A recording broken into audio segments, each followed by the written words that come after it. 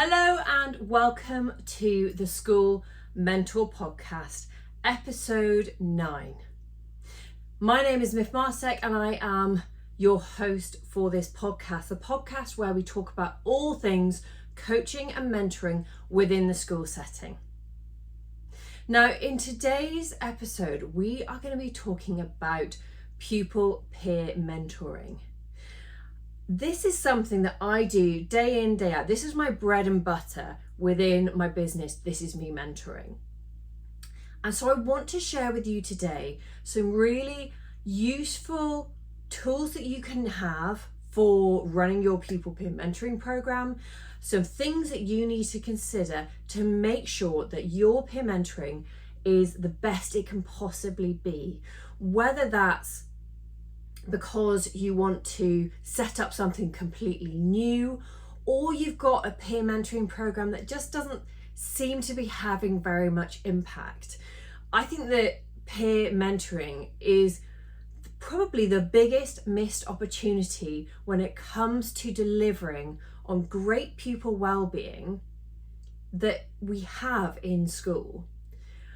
And when I speak to a school and I see something that really is nothing more than a buddy system, I know that we have got a massive opportunity to improve the well-being of their pupils, because there is a bare bones structure there that we can then build on and that we can create something really transformational from.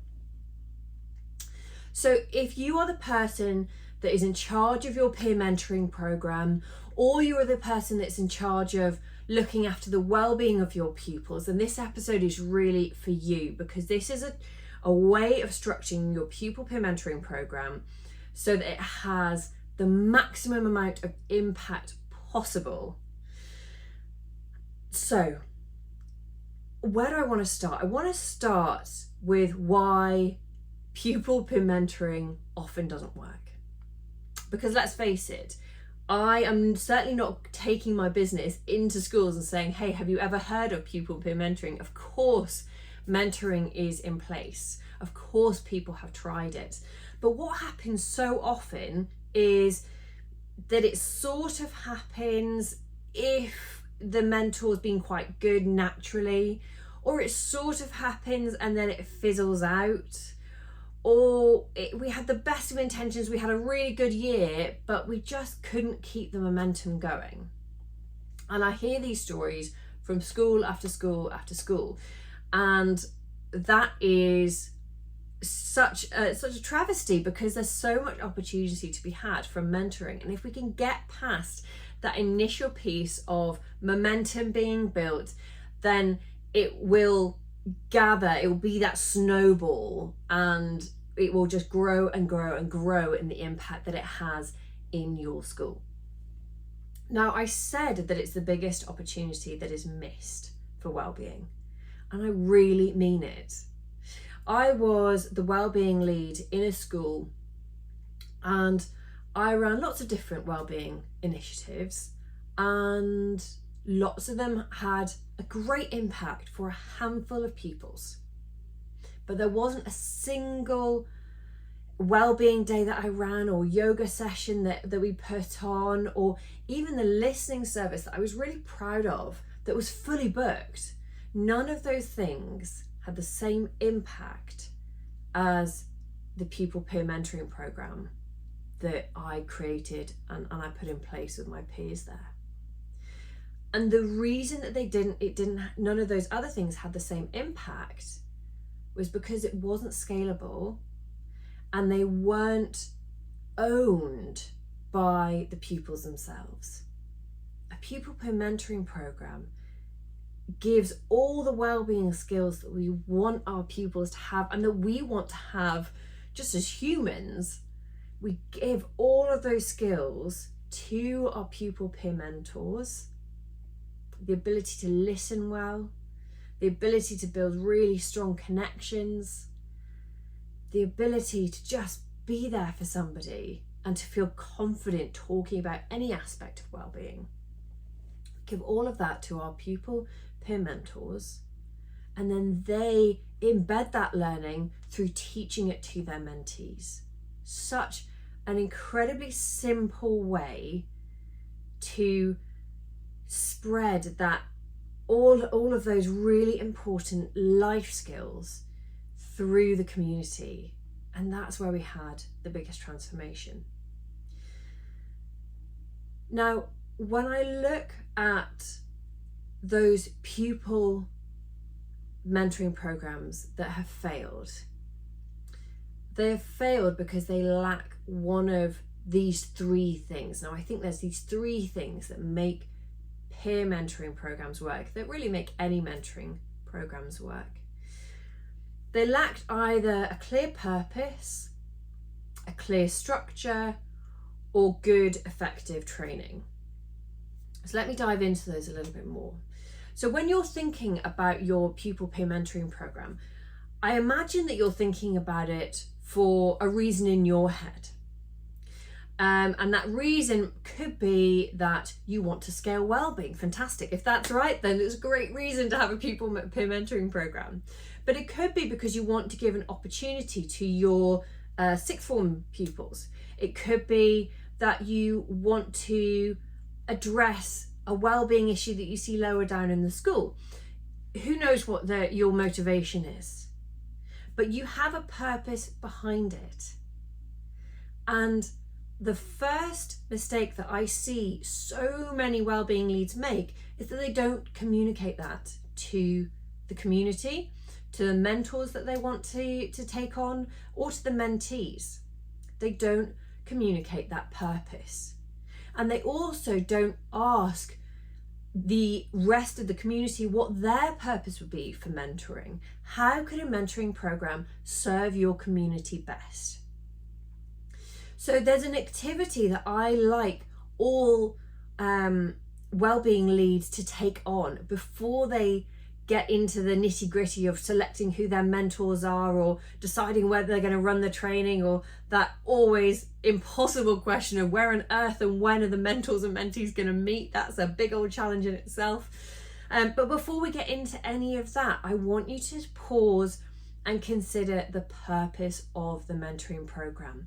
Both understanding your purpose, but taking a moment and using this exercise of what is the purpose, understand it from your own point of view, but then take that question out to the key stakeholders in your community. Because what happens when you do that, when you go out to the community and say, I really want to get this mentoring program started, how could it serve you? And you ask the teachers, and you ask the pupils, and you ask the parents, how could this mentoring program serve you the best? What challenges would some great mentors be addressing for you?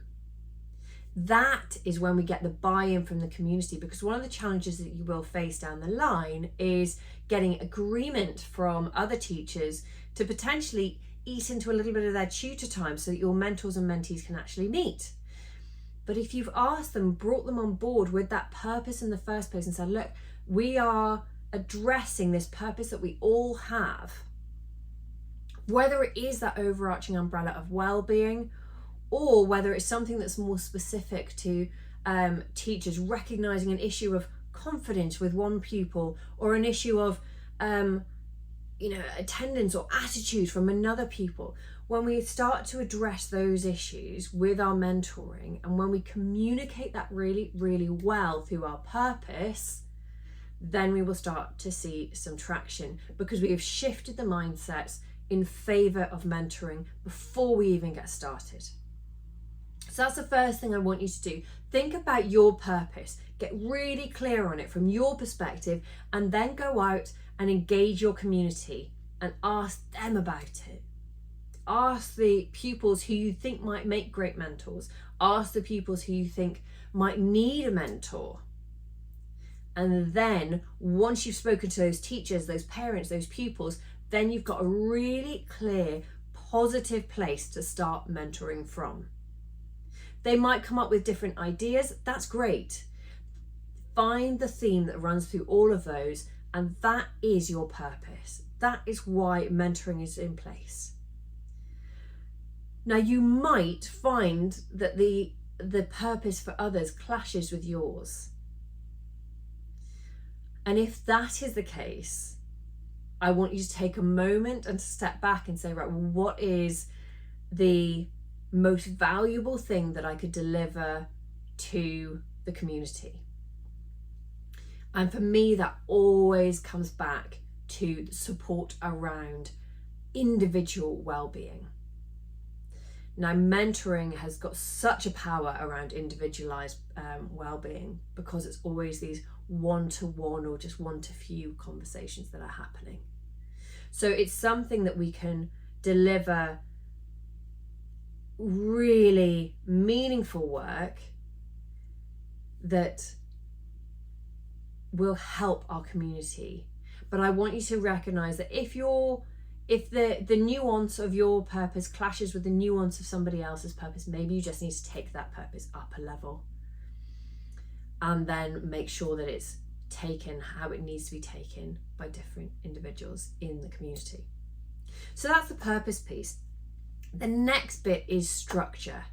And this is the bit where if we don't think about it up front, the wheels will come off term 2 or maybe year 2, but the wheels will come off down the line.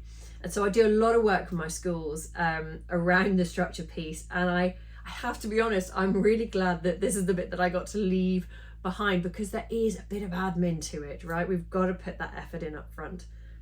So you want to think about the structure of mentoring overall. So where, and then you can get into the nitty gritty. So how do you want structuring to look? Who are your mentors going to be? Which year are they going to come from? Which year are your mentees going to come from? I always suggest having kind of an air gap between them. So if you've got a year 12 mentor, you want them mentoring year 10 and below. You don't really want them mentoring just the year below them. It just tends to be that little bit too close. Some individual pairings might work, but generally you want that little bit of a gap. Is it going to fit within the house structure that you have in place? Is it going to fit within vertical tutoring?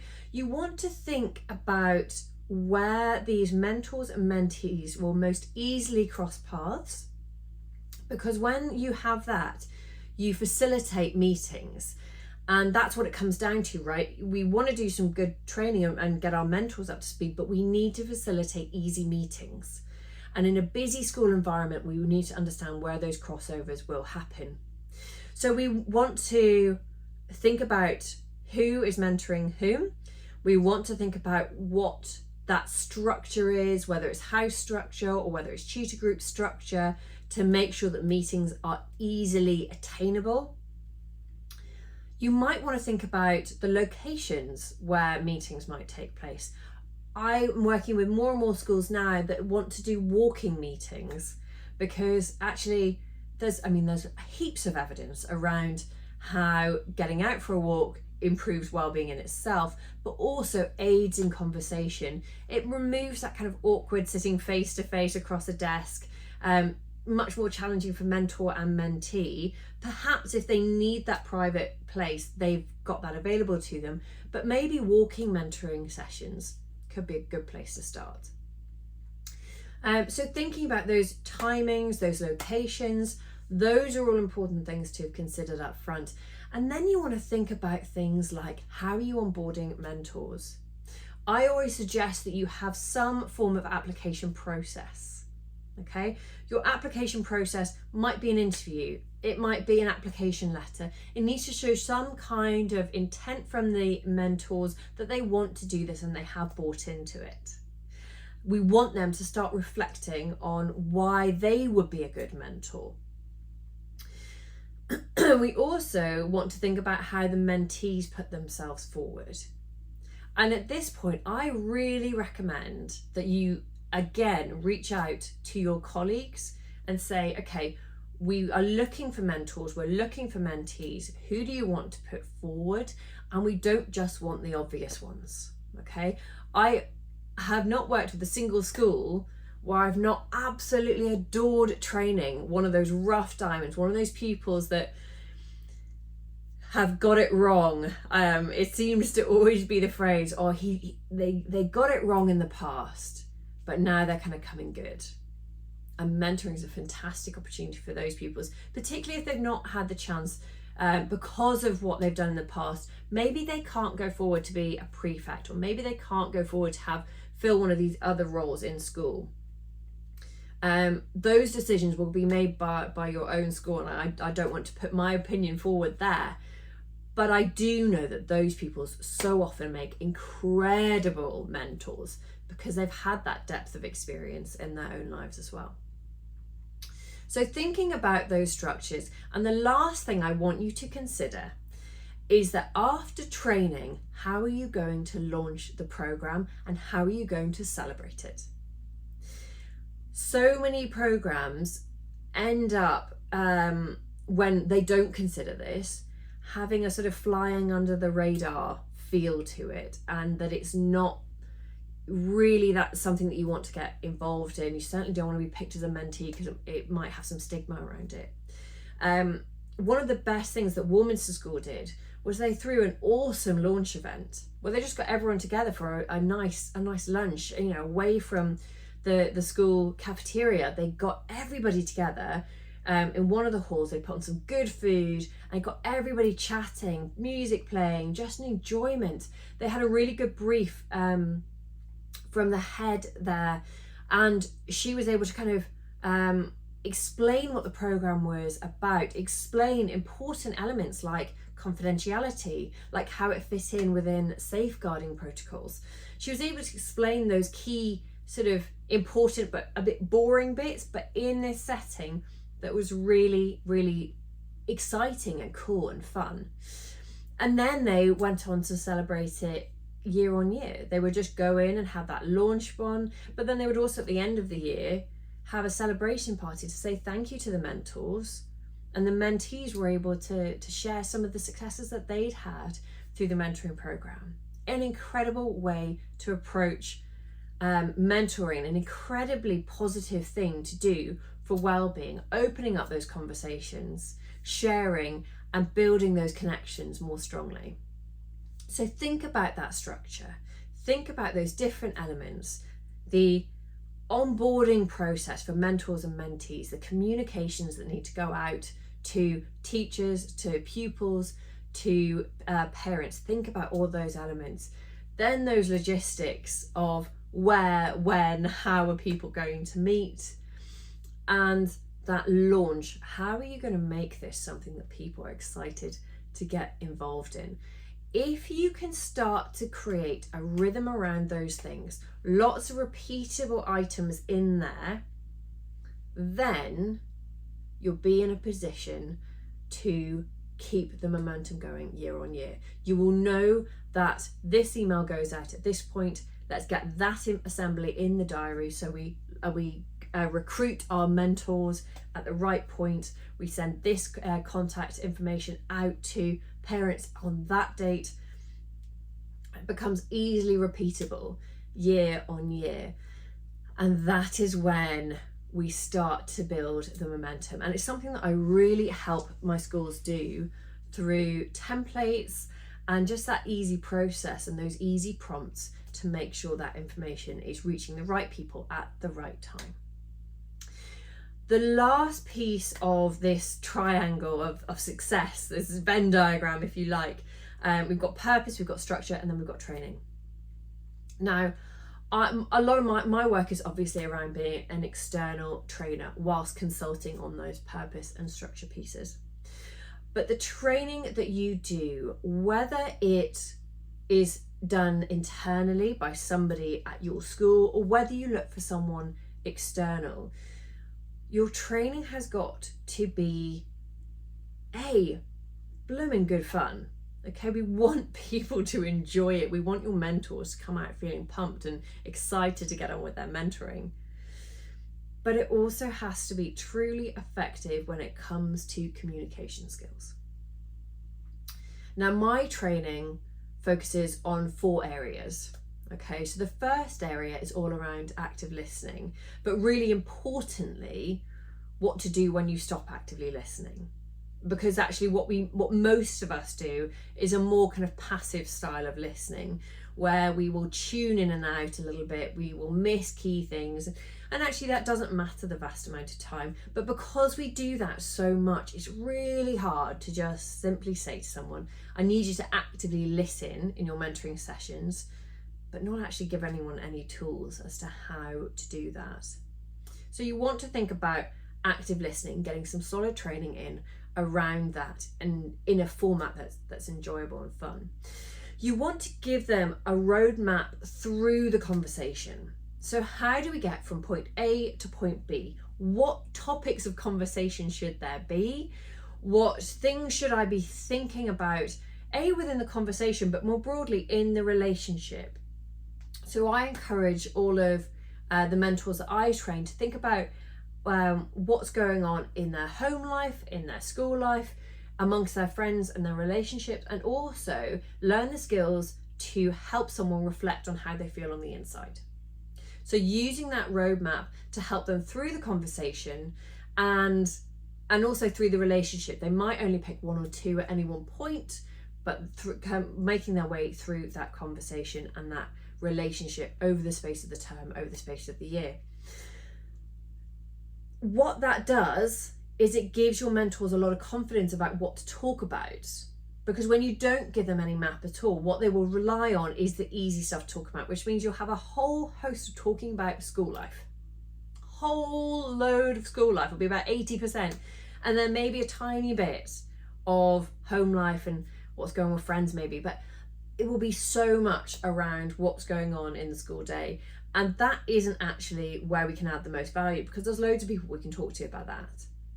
We can add the most value when we learn how to help somebody reflect on how they're feeling in all of these areas, but most importantly, how they're feeling on the inside as well. The next tool that I teach is all around how you can get past that question of, hi, how are you doing? And somebody saying, fine, thanks. Because they're being polite, not necessarily because they're being really truthful. How you get past that bit to get to the root of a challenge so that you can help someone from there. And you need to have a process that your mentors can follow that helps them step from how are you doing through to, okay, let me unpack the worst part of what's going on here, or help me really understand the challenge that you're facing from all different angles, so that we can then move on to the last stage, which is one that I call building up. And this is where we can get our coaching hats on and help somebody make some choices, set some goals, feel better about the situation that they're in, maybe change a mindset, all of these things that we can do to help move forward. Okay, so these four different areas: active listening, a map through the conversation, a process for fully unpacking a challenge that somebody faces, and a process for getting them moving forward, taking action on their goals. That is what we need within the conversation. And it needs to be delivered in a way that is really fun. Okay, so it's not death by PowerPoint. It's really practical. I do lots of role play work, which works fantastically. And it allows people to really embed this knowledge in these skills, so that when they move into that first mentoring conversation, they know what to expect. So these are the three areas that I think are most important when it comes to setting up a really successful mentoring program. Now, what I also do with my schools is we do a check-in, be it the following term or a couple of terms afterwards, with our mentors, so we can recap some of these tools, but also so we can just celebrate it. Again, we want to make sure that we are celebrating the impact that our mentors are having. Because when we get this piece right, we remove so many of the small issues that our pupils are facing day in, day out, week in, week out. We start to address those when they are small issues, which means that they don't then start compounding. And then we don't start reaching the point where pupils are feeling overwhelmed. And then we don't start having as many safeguarding issues flagged to us. I say it, I feel, on a daily basis, but every time we leave a poor mental well-being or poor mental health issue unspoken, undealt with, every time that we don't have the confidence to start that conversation, we reinforce that there is stigma and taboo around talking about our mental well-being. If you can get your mentoring program up to a point of being an incredible core part of your well-being strategy, to a point where everybody within the mentoring program knows how to communicate about their mental well-being, if you can get to that point, then you are eradicating that feeling of isolation that people have when they are struggling with their mental well-being, because everybody will know how to have the conversation. And the more people in your community that are just having the conversation, when they see that someone is struggling, they say, hang on a second, I think you need someone to listen to you. I think you need someone to be there for you. Talk to me. Talk to me. Go on, tell me more. The more of those conversations that are happening, the less panic attacks you will see, the less overwhelm you will see coming through from your pupils. It will be such a gift to them and their skills that they will take forward into life. They will take it forward into university, into their future relationships, and hopefully they'll teach it to their children. It's the start of something much, much bigger if we can get this right. Compare that life skills that somebody will take forward that will influence their relationships, their parenting, how the impact that they have on the world. Compare that to the buddy system that just sort of peters out. That is the opportunity that we're talking about here. This is the core of everything that I do, is all around this communication on well-being.